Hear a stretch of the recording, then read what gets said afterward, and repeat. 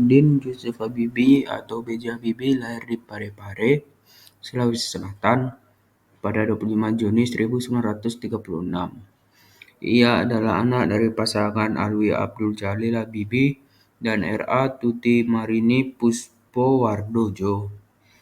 Ayah Habibie bekerja sebagai seorang ahli pertanian. Ia berasal dari Gorontalo, sedangkan ibunya berasal dari Jawa. Masa kecil Habibie dihabiskan di Parepare. Saat itu, ia sudah memiliki sikap tegas dan berprinsip. Namun, ketika berusia 13 tahun atau pada tahun 1949, B.J. Habibie dibawa ibunya kembali ke Pulau Jawa setelah ayahnya meninggal dunia. Hal itu dilakukan oleh Ibunda Habibie supaya anaknya bisa melanjutkan pendidikannya di Bandung, Jawa Barat. Habibie melanjutkan pendidikannya di Government Middlebury School, Bandung pada tahun 1950. Di sekolah setingkat SMA tersebut, Habibie sangatlah menonjol, terutama di mata pelajaran yang mewajibkan berhitung. Tidak heran Habibie saat itu menjadi sosok favorit di sekolah. Habibie tamat SMA pada tahun 1954. Setelah saat itu, ia kemudian masuk di Fakultas Teknik Universitas Indonesia Bandung atau sekarang Institut Teknologi Bandung. Berkat kejeniusannya, Habibie mendapat beasiswa untuk melanjutkan studi teknik penerbangan di Jerman, tepatnya di Rheinisch-Westfälische Technische Hochschule pada tahun 1960. Habibie mendapat gelar diploma insinyur. 2 tahun kemudian, Habibie menikah dengan Hasri Ainun Besari di Bandung. Dari pernikahan tersebut, Habibie dan Ainun dikaruniai 2 orang anak laki-laki, yaitu Ilham Akbar dan Tharik Kemal. Pada tahun 1965, ia meraih gelar Doktor Konstruksi Pesawat Terbang dengan predikat Summa Cum Laude di Rheinisch-Westfälische Technische Hochschule, Jerman.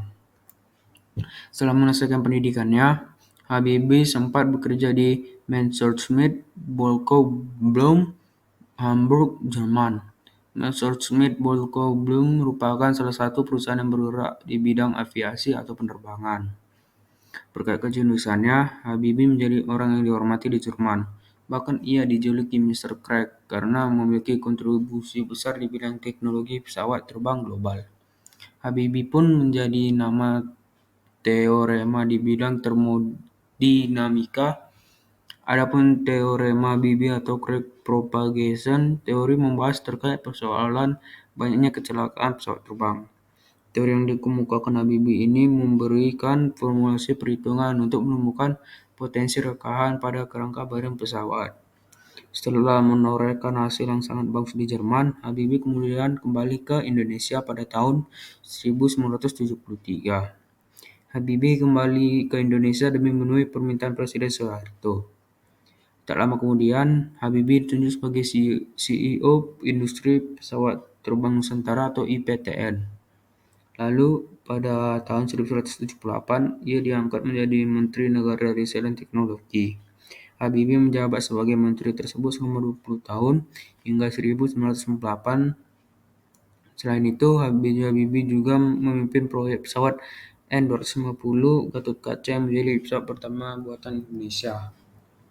Pada tahun 1999, Indonesia dilanda krisis moneter dan stabilitas politik yang terganggu. Krisis tersebut memaksa Soeharto mundur dari jabatannya sebagai Presiden Indonesia pada Mei 1998. Setelah itu, B.J. Habibie yang menjadi wakil presiden kemudian diangkat menjadi presiden menggantikan Soeharto. Presiden Habibie menjabat Presiden Indonesia hanya 1,5 tahun. Ia lengser pada November 1999. Meski singkat, era pemerintahan Habibie sangat krusial dan menjadi kunci era transisi dari Orde Baru ke Reformasi.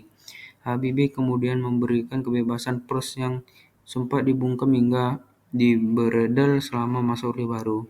Ia juga melaksanakan rekonstruksi perbankan Indonesia dan memisahkan Bank Indonesia dari pemerintahan agar tetap objektif dan tidak terpengaruh oleh politik. Pemisahan tersebut diatur dalam Undang-Undang Nomor 23 Tahun 1949. Habibie juga membuat sejarah dengan membentuk undang-undang yang mengatur kebebasan rakyat Indonesia dalam pemilu yang diatur dalam Undang-Undang Nomor 2 Tahun 1999 tentang Pemilu. Bahkan di era Habibie, diskriminasi terhadap etnis Tongara diakhiri dengan Instruksi Presiden atau Impres Nomor 26 Tahun 1999 dan Impres Nomor 4 Tahun 1999. Impres tersebut menghapus larangan bicara dan mengajar bahasa Mandarin yang sebelumnya dilakukan era Soeharto. Habibie lengser dari kursi Presiden Indonesia karena pidato pertanggungjawabannya ditolak dalam sidang istimewa MPR 13 November 1999. Setelah lengser dari jabatan Presiden Indonesia, Habibie sempat tinggal dan menetap di Jerman. Namun saat Indonesia dipimpin oleh Presiden Susilo Bambang Yudhoyono atau SBY, Habibie kembali ke tanah air. Ia ditunjuk sebagai penasihat presiden untuk mengawal demokrasi di Indonesia.